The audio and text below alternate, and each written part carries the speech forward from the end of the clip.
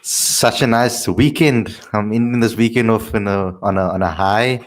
The Boca winning against Argentina, Man United winning in their particular match, smashing Leeds.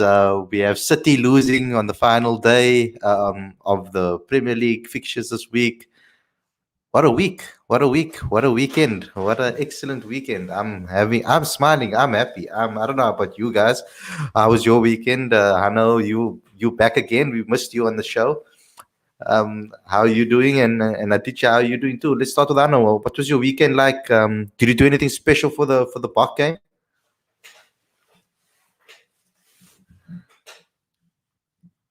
You just on mute, bro.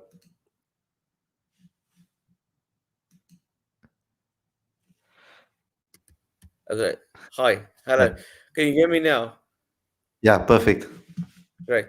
Thank you very much for asking. I've been on holiday for the first time in 2 years. It's been great. And what a weekend to share that when the Boks are playing like they do. It's not their first, not their second team. And I've also been pleasantly entertained with what's happening at Lords. It's a great arm wrestle taking place there, and the fact that another test is going to go uh, headed towards the drawn result is by no means an indication that it was boring. I really enjoy the fact how India's bowlers are improving, how they are um, basically dismantling, the mantra of not being able to win that hoodoo that they do have in the center countries. We've seen that in Australia. We've seen the same progress being made in England. And of course, as a Protea fan, I take solace in the fact that during these tough times, they still haven't managed to win in Africa. And that's probably the last chance, the last conquering milestone for India, and we'll be very proud to defend that. And I believe we will be strong the next time stronger the next time they come around. Yeah, Aditya, I mean, there's a lot for you to talk about on that part. How was your weekend? And I mean, watching India play the way they are and the battle that's going on, being entertained by such good competitive test cricket, you must be beaming as well. Yes, definitely. And always good to see you guys, Khalid and Anu. Today is Indian Independence Day, so I guess Oh, we've been soaking in the celebrations. And what better than having an Indian team really fight tooth and nail at Lords to dominate the home team, So I wasn't particularly pleased to see Joe Root uh, may score that 180. I can only admire grudgingly from a distance. Uh, because I thought India did particularly well to score 360 odd runs in the first innings. But then Joe Root, all class, he's been carrying the England batting lineup on his shoulders for the last couple of years. And, when he plays an innings like that, what more can you say? You just got to tip your hat off. And hope to see more batting performances like that from countries all over the world, at a time when it feels like there's almost an alarming poverty in batting resource across the world. So, yeah, extremely delighted with the cricket this weekend and celebrating Independence Day, 75th.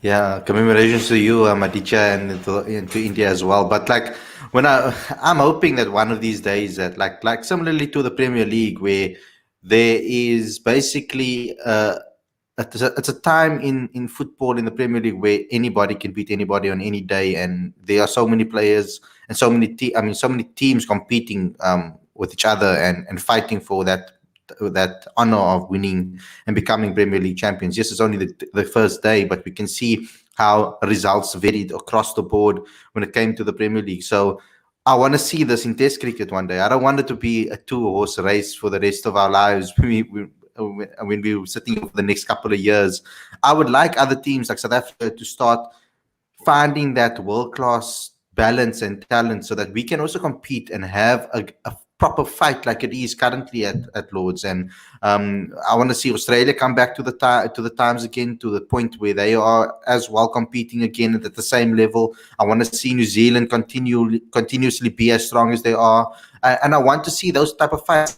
I want to go into test matches thinking like, what's going to happen? Who's going to win this match? I want that entertainment to come back again in Test cricket, and I hope that we do see that in the future. I think that South Africa have the talent in the system to really start to mold a team that can compete at the top level, and the West Indies too. There are quite a few youngsters over there that we saw on show against South Africa. I think they are also getting to that fold. Sri Lanka needs to sort out some disciplinary issues and get their players refocused again, but they too have the talent over there. Bangladesh, excellent. Pakistan, a lot of talent there too. I mean, you can see what they do to South Africa, and I'm just hoping that balance across the board is competitive and in other formats too. Well, hopefully this one, because we're going to be talking about T20 cricket, particularly in this particular podcast. I said particularly twice there in different ways, repeating myself. But Faf du Plessis is the main guy that we're going to be talking about. I've got some quotes for you guys because a lot of you asked us on our daily show early on in the week about what is happening with Faf du Plessis. Now, myself and Aditya, obviously, from what has been said in press conferences, etc., have come to a certain conclusion that is basically similar to what has actually gone down. There has been some confusion. Certain people thinking that Faf du Plessis is out of the running because he's not in the Sri Lanka squad. I have a couple of quotes here from Victor Impinsang, the convener of South African selectors. He said that Faf was available for the Sri Lanka tour, but the selectors felt that they would be more benefiting given experience of subcontinental conditions to a group of players who have represented South Africa in the recent series. But this is by no means meaning that Faf du Plessis is out of the running for the T20 World Cup. He is still in contention for that T20 World Cup spot. So we know that that's the case, and I'm happy to hear that because Faf du Plessis should be one of the first names on the team sheet, in my opinion. And I think that he's been excellent. We know that he scored over 320 runs in Abu Dhabi before in the IPL at the average of 60 odd. So he knows the conditions quite well. 450. It's 450 runs. Okay, excellent. Luckily, I said over 320, so it can be anything. But 450, which is excellent. And I mean, his average was exceptional as well. So for him, we know this is my point when it comes to South Africa. It's always been my point when it comes to South Africa, is that I want to see them give guys opportunities and give guys opportunities to get used to the conditions when they see there's an opportunity available. Faf du Plessis, when you know that what you're going to get from certain players, there's nothing to lose by giving something to someone else to see what they can handle and where they can fit themselves in the squad. I feel that this World Cup's going forward, it's about finding a team, a squad that can compete. Because when someone goes off form, it's not like you can force them back into form, especially in cricket. You need to have guys that are on form available for you to pick that can come into the team immediately and perform, because you don't have time in a World Cup or knockout games to find your mojo or find your momentum. So I'm going to start with you, Arno. When it comes to Faf, are you happy to hear that the convener of selectors hasn't ruled Faf out of selection for the T20 World Cup? Thank you, Khalid. Without a doubt, it would really surprise and concern me if Faf has been ruled out. By the same token, I understand to a degree, but I don't really, for me as a cricket fan, it's difficult for me to take every single word seriously from what I hear from a media press conference perspective, because as a South African fan, we've now learned to try and decipher what's going on behind the scenes. And of course, that opens up a can of worms. But nonetheless, if we just go with what the media briefings are, we are normally left in the dark. So forgive us then for, being forced to speculate if you want. But to answer you straight, T20 squad without Faf would seriously be diluted. And I think it would definitely be the common consensus, not just locally but internationally as well. It would raise eyebrows all around. It it really, in my mind, the first name that you have to put down is Tabrai Samshi, which is the premier bowler in the world, and then after that would be either Quinton de Kock and Faf du Plessis. And if it's not there, then you have to ask, what is the reason? Is he injured, or is there some sort of other reason that a media an official press conference have to address? Having said that, what we've seen as a development over the last couple of years, maybe since the inception of T20, we've seen CSA use the T20 format as a developmental tool, almost as a supplement to complement the SAA team with the white ball, with the red ball cricket. Now, I think with the pressure being built up with no trophies being displayed in the Proteas, the trophy cabinet, I think there's been a healthy conflict that developed between how strong do we want to use the T20 format as a developmental team versus looking to the fact that we've been number one in the test and the one-day format for quite some time, and it's almost an anomaly that we haven't been able to produce some silverware for that cabinet. And I think that's a healthy cabinet. I would like to hope that it's a healthy debate at the boardrooms at CSA going on right now. If I can personally speculate, I think the debate for the squad on the T20 squad for the World Cup would definitely err towards selecting Faf, regardless of him not being playing in this current tour group. And I think it would be fair to say questions need to be asked if he ultimately is not selected. I would be very surprised, and I put my faith in the selectors and the new governance measures that has been taken by the new CSA board. Yeah, I mean, it's Faf du Plessis, Aditya. I mean, how do you look past someone from? It's not like, for example, when you're looking at other players that haven't played for South Africa for a while, like, people are talking about Goldpack players coming back, etc. This is a different story altogether. I mean, Faf has been exceptional, one of the best talents in the IPL over the last 3 years, I would say. And I mean, before that as well, but mostly over the last 3 years. As he's gotten older, he's gotten better in the T20 format. It's insane the way he manages his innings and he understands his game. We kind of do need players that can add that experience. And it's not just about his playing ability, it's what he brings to the dressing room. Faf is an incredible human being as well. He was an incredible captain, and he understands what South Africa is about. Culture, what the country means to the nation, what everything means to South Africa. He understands the transformation strategies. He understands, like Hussein Manak. Actually, I know I'm name dropping a person here, but Hussein Manak said in his SJN hearings, when he spoke about the difference between captains and, like, for example, a Faf and an AB, he said where he spoke about like how Faf was one of the few captains in the history that understood transformation, understood why we go with that direction, understood why they wanted to make certain selections, and accepted it and found a way how to do the best with what he had. And having someone like that, you could see with the Black Lives Matter movement as well. It's something that we must bring up as well. Faf was on the forefront supporting the movement, supporting his players, standing behind Lungi Ngidi, protecting him on social media, making sure that he puts out things, even though his family got threats. He got threats about doing this and standing up for this. And so he understands what it means to be South African. And that's so important, going into a World Cup with that type of mentality, that you know what's at stake and are able to perform under pressure, even though you know that's what's at stake. We can see with the box what that meant. Having people in that dressing room and having a person like Rassie that understands what South Africa is about and what it means to South Africa winning a trophy. It's more than just a trophy. It's more than just a sports game for South Africans when it comes to our sporting teams. And I think Faf knows that. And I think that's what he will bring to the team as well. Aditya, do you see that? with Faf? As an outsider, of course.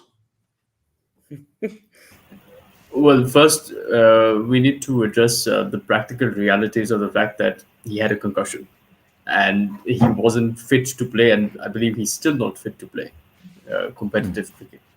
So I guess he's been in conversations with the selectors regarding his health and what he needs to get through medically to be able to play competitive cricket again. So that's one issue, and together they probably feel that him going to the CPL and captaining and then going to the IPL is probably better preparation for him than playing the Sri Lanka series. Whether he should be included in the team or not, absolutely, there's no question about it, because we're not just talking about team composition here or strike rates and other statistics. We're also talking about someone who's got over 10 years of IPL experience, who's got a good record in the UAE, and who has captaincy experience. Themba Bavuma is going to need someone who he can turn to when the team is under pressure. Because so far, Themba has not been. He's been a great captain, a great T20 captain, and his record indicates that. But he's going to need someone at the World Cup, who commands that respect not just from the South African dressing room but worldwide. So that's important. In fact, I want to narrate a story about Faf, because it's just something I heard from one of the players at the Chennai Super Kings, who says that MS Dhoni leans on Faf so much when he's making a decision, whether it's at practice or whether it's on the field and post games. Even if they've won, it's said that the two of them literally have like 2-hour discussions after the game is over in MS Dhoni's room to reflect on what the team has done and how they can improve in the next game. So MS Dhoni is among the greatest captains we've ever had, and for him to have that sort of respect for Faf is also incredible. It speaks volumes for the contributions that Faf has made to the Chennai Super Kings, and it's the same with other teams as well. So it's sometimes there are personalities whose contributions are more than the runs that they score or the wickets that they take or the catches that they take, and Faf is certainly one of those guys. Yeah, Very and good point. very good points, eh? I know you want to add to that. I want to resonate firstly with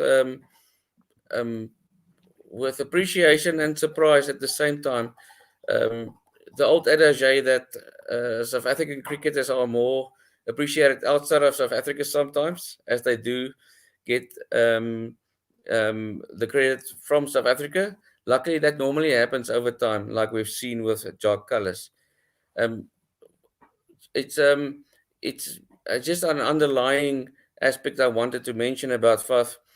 You know, I come from a business consulting background. When I mentioned, when I sometimes look at the leadership style of some captains, and what I see with Faf is a stakeholder wealth type of approach. In other words, where you take all the shareholders or all the stakeholders into account when you make a decision. It's not just how do we win, which is just a one-dimensional approach. Ricky Ponting would be just how do we win, and I don't care how many people I tick off. And Faf is the kind of guy who would like to win, but also maintain harmony in the change room with the sponsors. And he takes everybody into account. He takes development. He takes long-term, short-term decision making into account. And it doesn't surprise me, even though I'm, hearing that, it was a very nice accolade to hear about his consultations with MSD. But MSD and Gary Kirsten started all that with the leadership approach, which was not unilateral, which we sometimes see in other leaders. It's a case of consultative servant leadership. We're all, short term, long term. It's not, we're a three-dimensional decision-making approach was taking place behind the scenes. And that's all I wanted to add with what you are saying. It doesn't surprise me. It looks like MSD and Gary Kirsten is living, it's almost succession planning, the way that MSD is engaging with Faf as well. Yeah. I don't think, as a South African public, well, I'm not going to be painting everybody with the same brush, but I don't think whenever we speak about our top captains in South African cricket, we hear Graeme Smith's name come up all the time. We hear the likes of Hansie Cronje's name also pops up. I mean, even Abel de Villiers has been spoken about as a good captain from a public perspective. Pundits seem to think something different, but generally from a fanatical point of view, we hear a lot about those captains, but very seldomly does Faf's name pop up as one of the forefront captains. And in my opinion, and this is just my opinion, as I said, this is the views of our own views and not the views of Cricket Fanatics Magazine. Faf is my favorite captain. And yes, maybe I didn't get to see Hansie Cronje in captain the sides when I was at the age where I could understand it. And maybe I didn't pay enough attention to Graeme Smith's captaincy because I was so flabbergasted by all the stars around Graeme Smith. I was so taken aback by the likes of Jacques Kallis and the good performances, individual performances that we were seeing from the likes of Mackay and Tini and Herschel Gibbs and Sean Pollock and so many of the great names that we can speak about, even Abel de Villiers when he came into the side as well.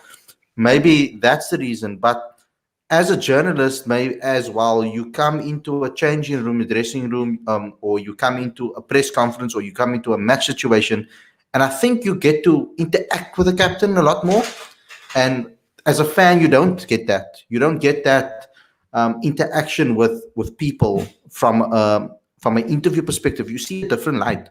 My interactions with Faf du Plessis compared to the other guys that I've mentioned, the likes of Graeme Smith, the likes of Abel de Villiers, I don't have one bad thing to say about Faf, like with interaction wise and talking to him. I mean, a good example is the first time I walked into a press conference and Faf was at the table.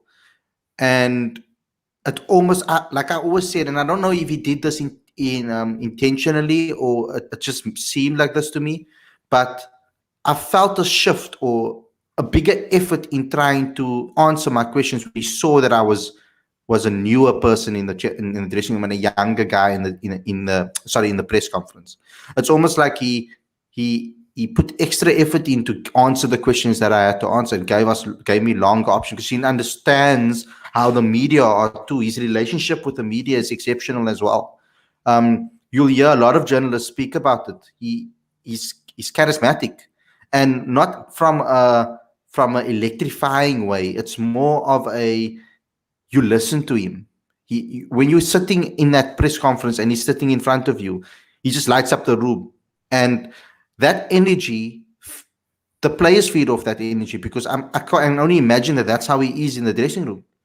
It's a good example. Another good example when the Paul Rocks had their Paul Rocks media day at the last Mzansi Super League, and I went to their launch. There was no reason for Faf to give my team who are new to the industry and myself such exclusive interviews and time. He sat with me for seven minutes or something like that, just talking to me before we even started our interview. And he even took a phone call and he said, "I'm sorry about it. I just need to. This is my wife. See, this is the sort of who's going to pick up the kids." Like it's just his energy, the way he is as a person is just incredible. And I think a moment that stands out to me is that moment when he kissed Kagiso Rabada on the forehead. And when KG took that wicket, it's just something that you could see that he loves his teammates, he loves the passion. And as well, actually the real moment that really shocked me as a journalist was when he went under that, they were in Australia and we beat Australia down under. And they accused him of Mintgate and using mint or saliva to obviously shine the ball. And the entire team came out to speak in favor of Faf and defending him. And Hashim Amla was in the middle, speaking to everybody. And he led the discussions, and everybody stood. Not one person sat out. Everybody stood there behind him in support of Faf du Plessis. Now that doesn't happen that often. We didn't see that when Australia ball tampered. So, I believe it's the only time that Hashim Amla wanted to be heard on a press conference. He normally runs away from those things. So that yeah, he tells doesn't you like. something. Yeah, he doesn't like media confrontation. Like I know that he doesn't really like to come to media, but and it's funny that he doesn't, because he's excellent in it. He's so funny. Hashim's humor, his personality, his calmness, it just goes hand in hand with the TV. Like I just don't understand. And with press conferences, like his press conferences also decent, but he doesn't necessarily like to do that. For him to say that and for him to do that and stand in front of of the team and support him it's just remarkable. And there was a video. I'm not sure if you sent it to me, Aditya, but there was a video of Faf du Plessis doing some feeding kids in South Africa as well. All those kids in South Africa, that he took his time out. He didn't sometimes in life we just living our lives. Like we going, we're getting up in the morning, we're doing what we need to do, we're worrying about ourselves and what we are doing in life. So you kind of get lost in everything. But when you actually go down to the township and take your time out to go see what these kids how these kids are suffering. I mean, Faf raised a hell of a lot of money and money for these things. And he didn't do what some celebrities do, which they just throw money at the problem and let people take care of it for them. He himself drove down and he went into those townships to hand up the food, speak to the parents, speak to the kids, spend time there. And I thought that touched me a lot, because for me, it was like, this is what you want your captain to do, man.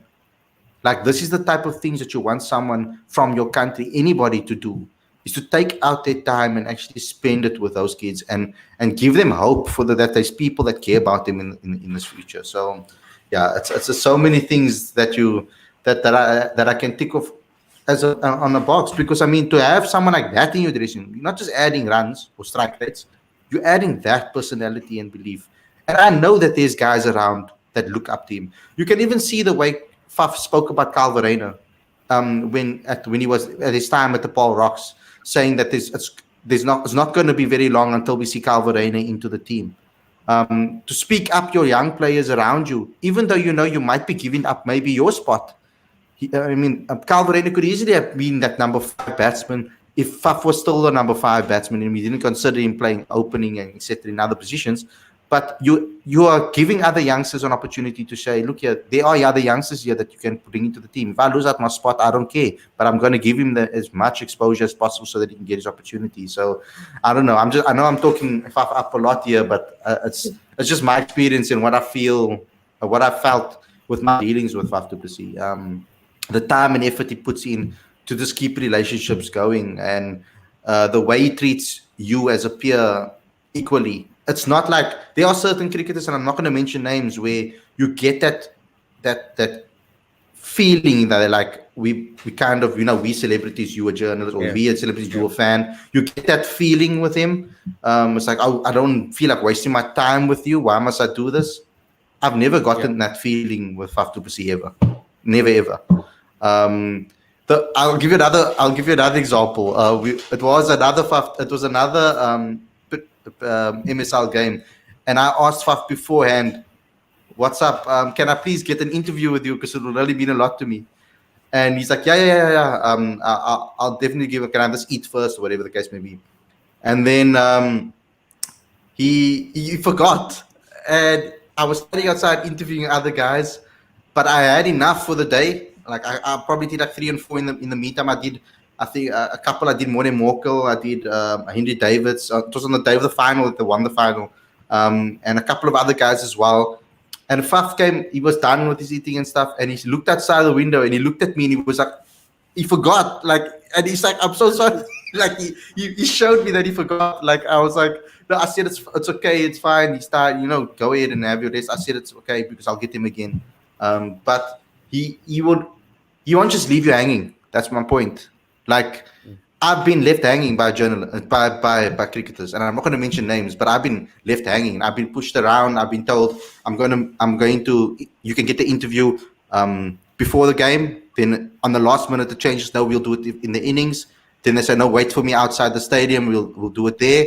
Or wait for me after the game by the dressing room. I'll do it there. I wait and wait and wait and wait. Nothing for an hour, and you're waiting there for an interview, and no one pitches. And then you realize the team bus has already left. So those things happen. But I don't think Faf has ever done that to a journalist. Maybe someone can come out and tell me that. But for me, it's more than just a cricketer when you're looking at Faf. It's what else he brings, because he's not a toxic person into the dressing room. I don't think him coming into the dressing room, he's not going to. I feel even if he doesn't get a game, I don't think he will complain about it. That's my thing. And he adds so much other value to the team environment that will give so much more to a Protea setup than just his runs. And I think that is important, that we need to look at, because I know every single person in that dressing room looks up to Faf and respects him for more than that. Agreed. I mean, yeah, we know he'll go to war even if he's in a towel. So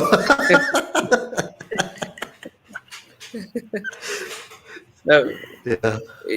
It's well said. It's Aditya. We've got a culture in South Africa which basically aims to enshrines everything that Nelson Mandela was all about, and it's called Ubuntu. Ubuntu just means one thing. It's very simple. It means I consider myself to be you. Whenever you interact with somebody else, the saying goes, I am you. And from all the leaders that I've seen from our Protea captains, nobody lives that Ubuntu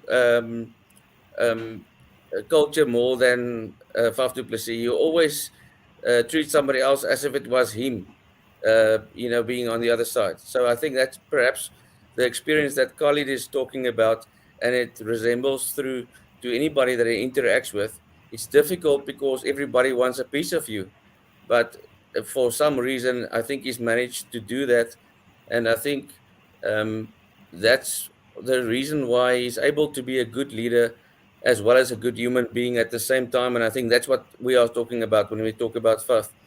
When we talk about other leaders, and forgive me for saying that, some of them can be seen as just unilateral in their approach, and they don't care about what other people say, because to be the best, you need to brush off the people that are detracting, and you go with your way, and fine with that. And perhaps I'll use Steve Waugh and Ricky Ponting again, by saying they just wanted to win by hook or crook, and they had their group of people. Perhaps we can say the same of Graham Smith doing the same. And in the process, you need to step on somebody's head to get to the top. And I say it with respect. I don't say it with criticism against Graham Smith. But for some reason, Faf du Plessis has managed to be successful without stepping on somebody's heads, which takes a lot of more energy and consideration and awareness combined into a skill and leadership and effectively performance at the end of the day. And I've seen that with Gary Kirsten and the relationship he's had with MSD. That's the best way I can maybe relate on how I also know a Gandhi-like approach has translated into success in Indian cricket, and the same can be said then maybe for maybe being hyperbolical here, a Mandela-like approach on saying, look, I am you, you are me. I am aware of this and that where others are not. It's not just about winning, but you know what? At the end of the day, we are walking out as truly proud human beings, South Africans, or for whatever that may be. Yeah, and performance-wise, I just want to state for the record, there's only one South African captain that has never lost a tour against Australia, home and abroad, and that is Faf du Plessis, and he hardly ever gets mentioned for that. So the only other person that has managed to do that, I believe, is Mike Brearley from the 70s, and Andrew Strauss. But guess what? He's also from South Africa, and we can at least say that performance-wise, he stands back for no one. I believe he is well respected for each department that counts in terms of sports results, but then also as a human and a leader as well. He simply has to be there if we if you have any kind of chance to get some silverware back. I mean, Aditya, we spoke to Dion Bottas, and we could pick that up from Dion, didn't we? The type of personality he is, and maybe that's the journey, the difference in the journeys between his and AB's journey. But I picked that up from Dion instantly about the captain vibe, that he got that more from Faf than he did from AB. Definitely, and he also made that quite clear that he was able to make that distinction between what is perhaps an individual who is overly fixated in plans made before the games, and with the piece of paper that you take in and things like that, whereas you have another individual who's able to read the game on the field, because cricket's probably one of those games where the captain has a more influential role compared to other sports.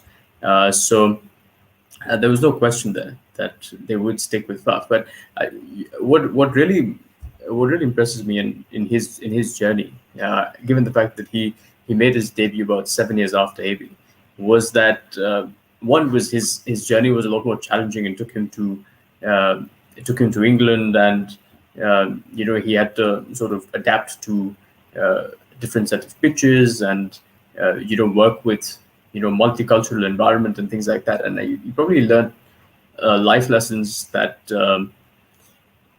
that really served him well in his captaincy career, and these things matter. It's quite evident that he's got incredible emotional quotient, and we can see that in the way that the players respond to him. In 2019, what Faf described as his toughest season as captain, he was voted at the CSA Awards as a players captain or something like that. He got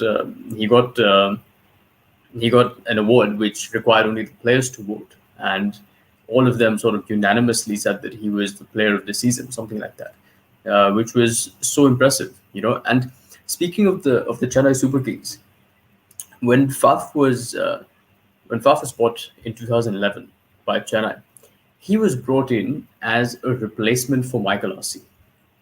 So Faf didn't play for a long time for Chennai. He'd play on and off. Sometimes he played 7, sometimes he played 5, sometimes at 6, sometimes at 3.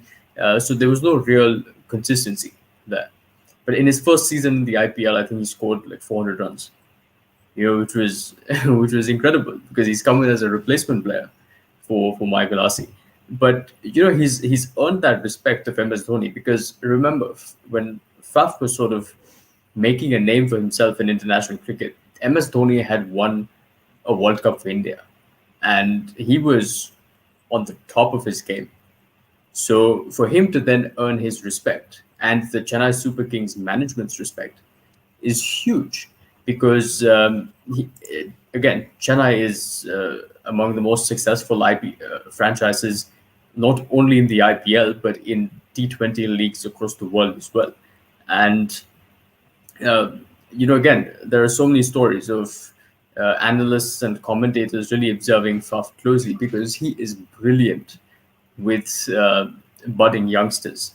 With Indians coming in through the system, he is absolutely brilliant. And there are so many players who've gone on the record, to describe how he sort of works with them at training, how he works with them with respect to their physical fitness and, technical facets of the game and things like that. And as I've said, with MS Dhoni, he also has a great relationship with Stephen Fleming, so he is a firm part of that Chennai Super Kings brains trust.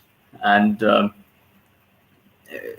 it's he's a legend, because like you talked about the work that he did with Hillsong. For him to unite cricketers across the world, including Virat Kohli, Virat and Faf are good friends. So for him to unite cricketers from across the world and have them contribute for the kids in a bunch of townships that Hillsong was working in was an outstanding feat, and it speaks to the respect that he has for his platform and for the work that he does. As well, there was a lot of things happening with CSA. I think CSA was probably in its worst form when Faf was captain. They were having the biggest problems during that period. And Faf openly spoke about it. And, when he didn't need to do that as a captain, it's not his job to do so. You've got an entire team of communication managers and communication people and the CEOs, etc., that could have taken those press conferences and spoken about those issues. But Faf stood up and took that responsibility on his own shoulders as a captain when he didn't need to do so. I think that also he deserves some credit for, because politics is not supposed to be part of your game as a captain. And the way he's backed Temba Bavuma and been open and honest about it as well, why they picked Temba, why he consistently picked Temba in Test cricket, what he added to the team, and why he thought that he was such a big asset. Like someone said on this channel before, Temba's contributions have not just been about the run scored, it's also about, well, I think I've heard it in the SJN hearings as well. Temba contributes to the team, that like those fighting little 50s and half centuries that he scores, big. Some of those knocks are worth 100, and for a captain like Faf to see that, he saw that in Temba and backed him 100% when people were doubting him, and came out and spoke about it, and that's the thing that I enjoyed a lot. Let's just wrap this up quickly. I would like to hear the final thoughts from you, Hano, and then the final words from you, Aditya. Thank you, Khalid.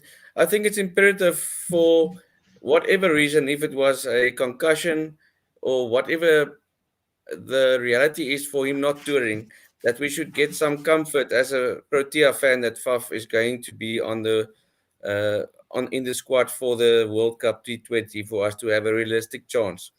And if it's not the case, it has to be just made a transparent statement about that, for us to get some confidence back into the team. And I believe this is a great opportunity for the new CSA board to do so.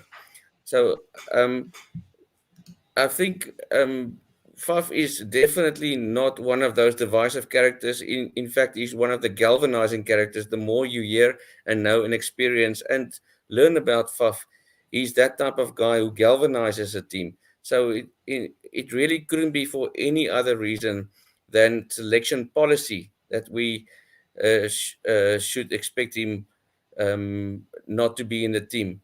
I'd like our selection policy also to become more clearer going forward, perhaps to emulate that from our successful rugby team, where any player that plies his trade anywhere across the world can be selected, like it is for any major sports teams that have professional players playing for other clubs, like a Ronaldo or a Messi. Be that as it may, it would be carnage if Argentina is not able to select Messi because he plays for such and such a domestic league outside or foreign league. So I'd like that to get in line with CSA as well. So the bottom line is, in order to get our best players there, Faf is a great example of that, for CSA to do the right thing and get us the best chance to have a title contender-like squad going into the World Cup T20.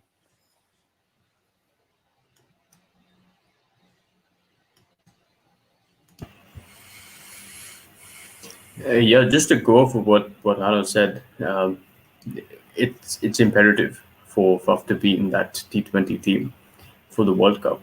And given what he said about his plans for the future, it looks like he wants to play for at least another 2 or 3 years. I'd say he should be there in the 2023 World Cup as well, in India. But all in all, he's a legendary character. I think we can't really talk enough about Faf and the impact that he's made, and the impact that he's made post his introduction to the South African team. And I only hope that he's given that opportunity, because it will only benefit South Africa, and that's all we want to see. Yeah. So, guys, that's our episode for the evening. I hope you guys enjoyed every second of it. I hope you enjoyed the stories about Faf and why we think that he should be in the squad and why we happy that the convener selectors hasn't ruled him out of selection for the T20 World Cup. We are going to be doing more of these type of shows going forward. Obviously, you're going to see massive panels on here going forward on the podcast show. You know what it's about. Sorry. And you know what we're going to be doing going forward with regards to our daily shows, etc.